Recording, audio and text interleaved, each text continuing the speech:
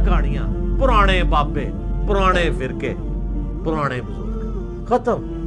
اور یہ بدبخت ایسا ہے، یہ کہتا ہے سیدنا امیر معاویہ رضی اللہ تو اس سے راضی ہو گیا، میں بدبخت ان سے راضی نہیں ہوا۔ عبداللہ بن عمر بن عاص خانہ کعبہ کی دیوار کے ساتھ ٹیگ لگائے بیٹھے ہیں اور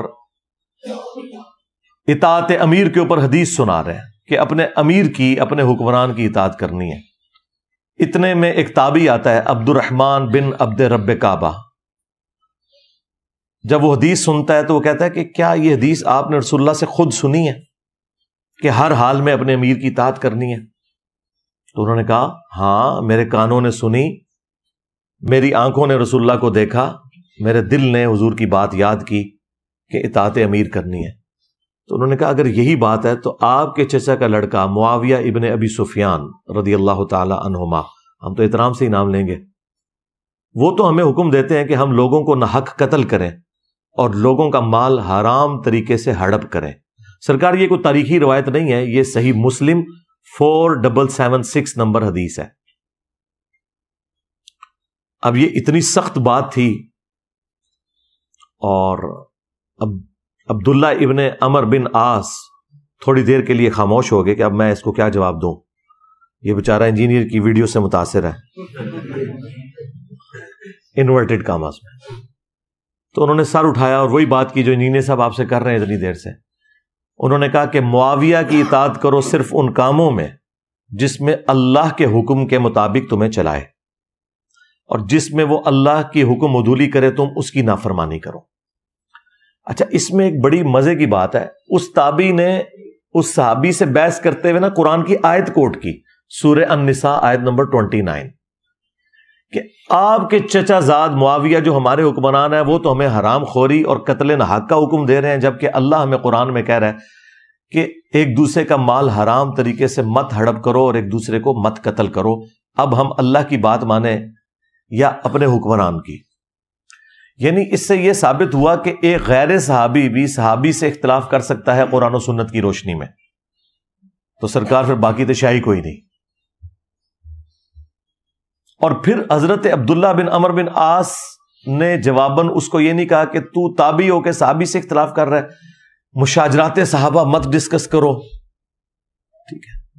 کوئی ایسی بات نہیں۔ اس زمانے میں یہ کہانیاں نہیں ہوتی تھی، اس وقت علمی گفتگو ہوتی تھی، اور اس سے بڑھ کر انہوں نے اس کی تائید کی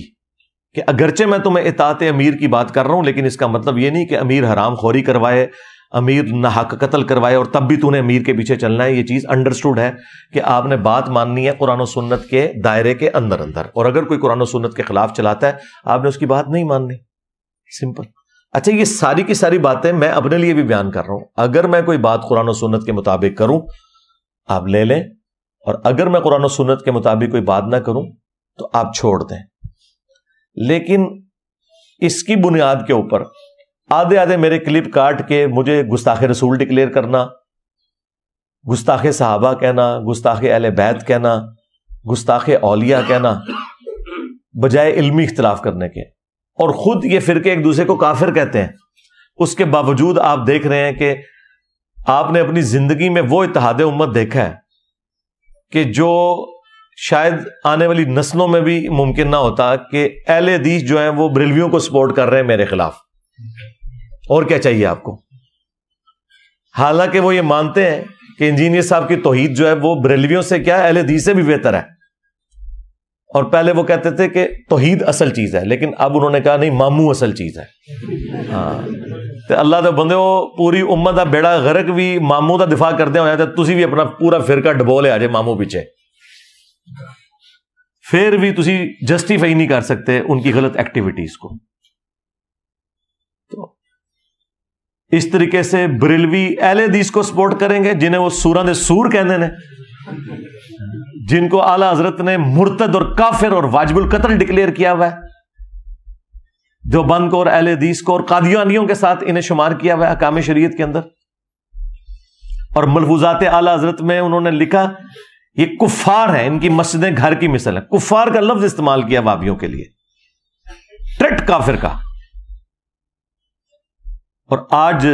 اکٹھے ہوئے میں تو بہت اچھی بات ہے، اتحاد امت کیا ہے. میں یہ کہتا ہوں الحمدللہ